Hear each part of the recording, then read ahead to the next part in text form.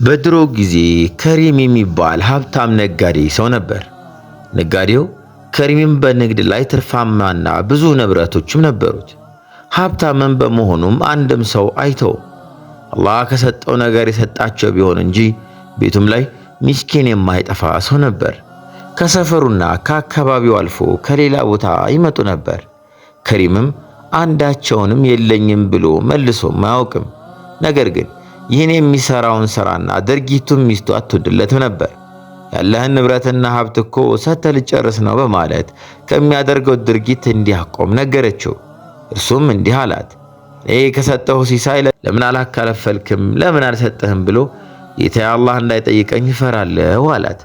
ሚስቱም እንዲህ አለች፣ በዚህ ሥራ የምትቀጥል ከሆነማ እኛም እንደነርሱ መሆናችን አይቀርም አለችው። ከዚህ በኋላ ባሏ ለሚስትየዋ ምንም አልመለሰላትም ነበር። ነገር ግን እጆቹን ወደ ሰማይ ከፍ አረገና አምላኬ ሆይ መልካም ነገር እንድሠራ እርዳኝ፣ ቸርነትህም እንዳይቆም አድርግ አለ። ቀናቶች አለፉ። ነጋዴውም ከሚገባው በላይ በመስጠትና በማውጣት ጀመረ። ገንዘቡ እስኪያልቅበት ድረስ ሱቁንም ዘግቶ አንድ ቀን ምንም ሳይቀረው ሱቁን ዘጋው። አንድ ቀን ነጋዴው ለራሱ እንዲህ አለ፣ ሚስቴ ትክክል ነበረች። ብዙ ገንዘብ ሰዎችን ለመርዳት ለማገዝ ባላወጣና ባላበረክት ኖሮ በዚህ ሁኔታ ውስጥ ባልሆን ነበርም አለ። እዚህ ደረጃ ላይ ሲደርስ በድንገት እነዚያ ማሰቡን አቁሞ አምላኩን ይቅርታ ጠየቀ። ከዚያም ለራሱ መልካም በማድረጌ መጸጸት የለብኝም፣ ያደረግኩት አምላኬ በሚያስደስት ነገር ላይ ነው። ስለዚህ የቀረኝ አንዲት ድርሃም ብቻ ቢሆንም ከመስጠት ወደ ኋላ አልልም አለ። ከሪምም ድሃ ከሆነ በኋላ እረኛ ሆኖ ከመስራት ውጪ ሌላ አማራጭ አልነበረውምና አንድ ሰው ጋር እረኛ ሆኖ ማገልገል ጀመረ። ለመሳኪኖች በሰጠው ነገር መቆጨት አቁሞ በደረሰበት ድህነት ሳይቆጭ መኖር ጀመረ። ነገር ግን ቤት ሲገባ ሚስቱ አታስቀምጠውም ነበር። ንብረትን ሁሉ አትስጥ እያልኩ እምቢ ብለህ ይኸው እዚሁ ችግር ውስጥ ጣልከን፣ ቤት እንኳን የሚበላ የለም፣ ተውስደህ አልሰማ ብለህ ይኸው እኛንም እንደ እነሱ ሆነን አለች። ከሪምም የሚስቱን ንግግር ቻል በማድረግ እስከ ዛሬ ያደረገው መልካም ነገር ተመልሶ ወደ እርሱ ጥሩ እንደሚቀየርለት ያውቃል። ከሪም ምስኪኖችን የሚረዳቸውና የሚሰጣቸው ከልጅነቱ ጀምሮ ድሃ ሆኖ ስላደገ ድህነት ምን ያክል ከባድ እንደሆነ ስለተረዳም ነበር። አንድ ቀን በጎቹን እየጠበቀ ሳለ በጫካ ውስጥ እሳት ተነሳ። ከሩቅ ሆኖ እያየ ሳለ አንድ ትንሽ እባብ ከእሳቱ ለማምለጥ ሲሞክር ተመለከተ። ለራሱ ርህራሄ ስለተሰማውና ወደ እሳቱ ገብቶ ማዳነው። እባቧም መናገር ጀመረች። እባቧም ስትናገር ሲያያትና ለድርጊቱም ስታመሰግነው በጣም ተገረመና ደንግጦ ማነሽ አንቺ አላት።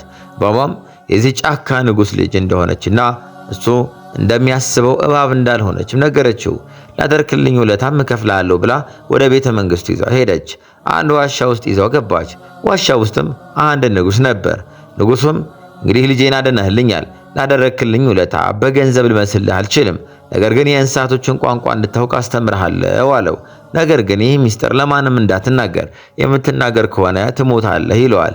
ከዚያም ንጉሡ የእንስሳቶችን ቋንቋ ለከሪም አስተማረው። አሁን የእንስሳቶችን ቋንቋ መስማት ትችላለህ፣ ብዙ ሚስጥሮችም ሲያወሩ ታውቃለህ።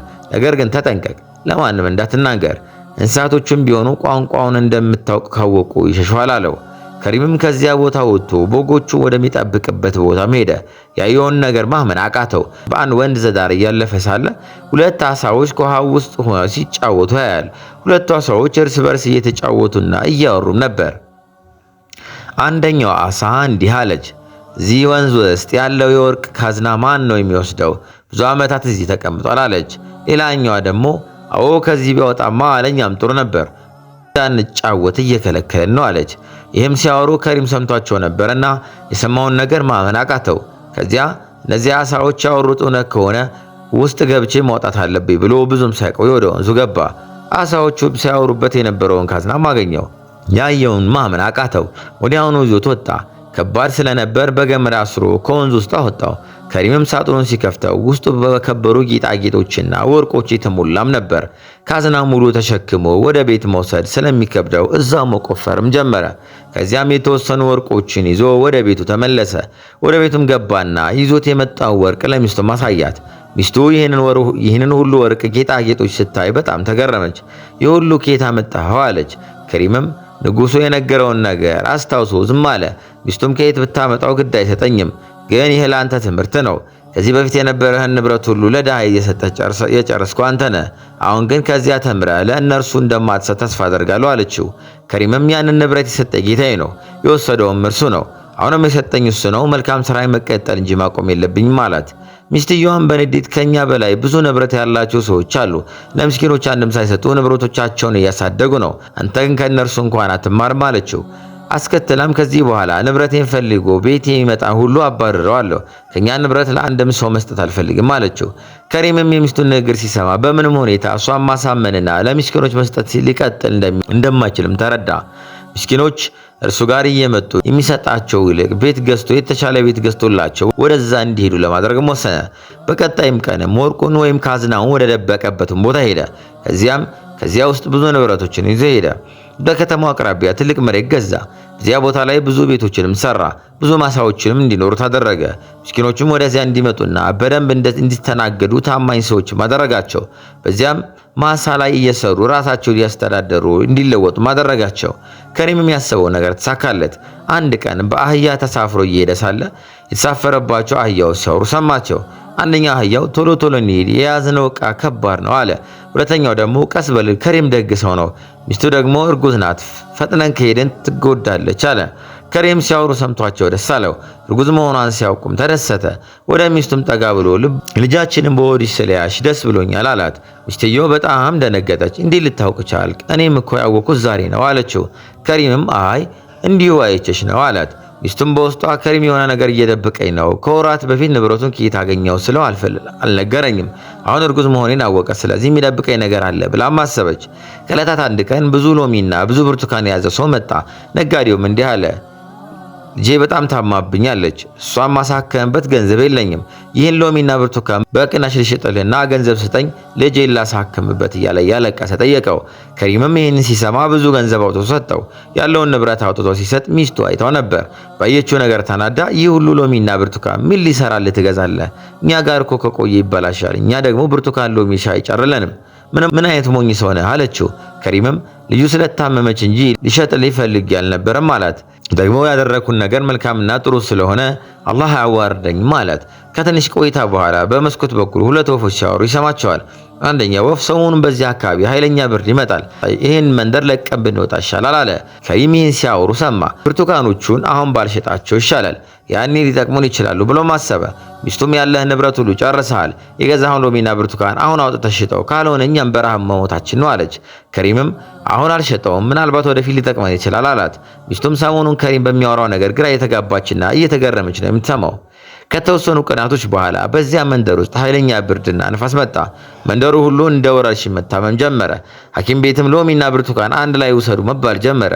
እናም በዚያ መንደር ላይ ሎሚና ብርቱካን ያለው ከሪም ብቻ ነበር።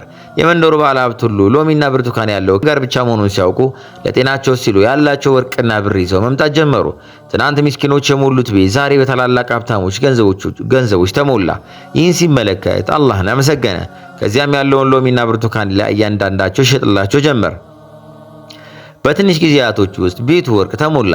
የከሪም ሚስትም በጣም ተደሰተች። አንድ ቀን ሚስቱ ምስኪኖችም ቤታቸው መምጣት ያቆሙበት ቤትና ማሳ እንደገዛላቸው ማወቀች። በሎሚና ብርቱካን ያገኙትን ንብረት ለእርሱ እንዳይሰጣቸውም ሰጋች። ደኔ መጠቀም አለብኝ አለችና ባሏ ከሪም ጋር ሄደች። ለምስኪኖች የምታደርገው ነገር አሁንም አልተመከርክምን አለችው። ከሪምም አሁን ያለን ንብረት ከኛ አልፎ ለሌላው የሚበቃ አይደለምን? እንዴት ያለሽ አላት። አንተ አላህ እንደሰጠህ ለእነርሱም አላህ ይሰጣቸዋል። በእነሱ ጉዳይ ይህን ያክል መጨነቅ ምን አመጣው? እና ደግሞ ከኔ የደበከው ሚስጥር እንዳለ አውቃለሁ።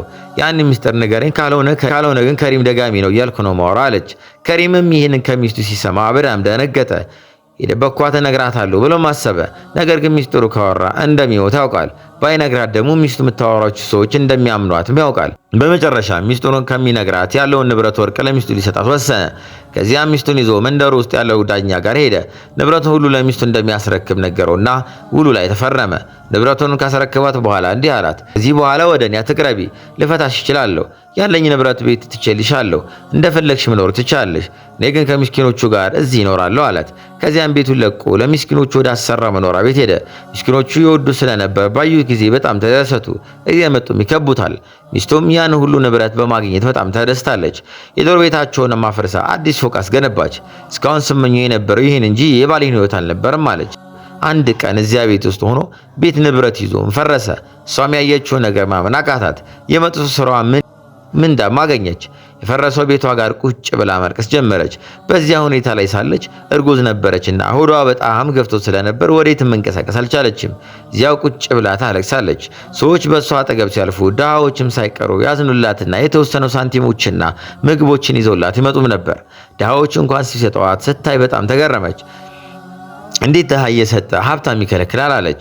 ነገር ግን ከእርሱ መቀበል አልፈለገችም። 2 ቀናቶች አለፉ። ነገር ግን ረሃቡን አልቻለችውም። እዚያው ቁጭ ብላ መለመን ጀመረች። በ3ኛው ቀን ከሪም በዛ አካባቢ ሲያልፍ ሚስቱ ተጎሳቁላና ተርባ አገኛት። ያየውን ማመን አቃተው። ተሸክሟትም ለምስኪኖች ወደ አሰራው ቤት ይዞ ሄደ። ለራሱ አንድ ክፍል ነበረውና ወደዛች ይዟት ገባ። እሷ በሰራችው ስራ አንገቷን ደፍታ ከትንሽ ቀናት በኋላ ቆንጆ ልጅ ወለደች። ከሪም በጣም ደስ አለው። በዚያ ማሳ ላይ እንደማንኛውም ሰራተኛ እየሰራ ነበረ ንብረቱም ያፈራው። ሚስቱም መጣችና ከጎኑ ቆማ እንዲህ አለችው፣ ከአሁን በኋላ የመረዳህ ነገር ካለ ሁሌም ዝግጁ ነኝ አለችው። ከሪምም ይህ እኮ የድሃዎች ስራ ነው አላት። እሷ ምንድን ነው የምትለው? በዚህ ዓለም ላይ ዱንያ ላይ ባለው ነገር ቢለያይም ሰው ሁሉ አምላኩ ከአላህ ጋር እኩል ነው አለች። ወደ እርሱም እያየች እስካሁን ላደረስኩብህ ነገር ይቅርታ አድርግልኝ፣ ብዙ ንብረቶችን አጥፍቼብሃለሁ አለችው። ከሪምም ስለምን ንብረት ነው የምታወሪው? ንብረቴ እኮ አንቺ ነሽ። ልጄ ደግሞ እዚህ ዓለም ላይ ከተሰጠኝ ውድ ስጦታዬ ሕይወቴ ነው አላት። በዚች ትንሽ ቤት ተጋግዘን ተራራተን ከኖርን ትልቅ ፍርቅ ማምጣት እንችላለን አላት። ከዚያም ከሪም በዚያ ማሳ ላይ እየሰራ ሚስቱንና ልጆቹን ይንከባከብ ጀመር። ጨረስን።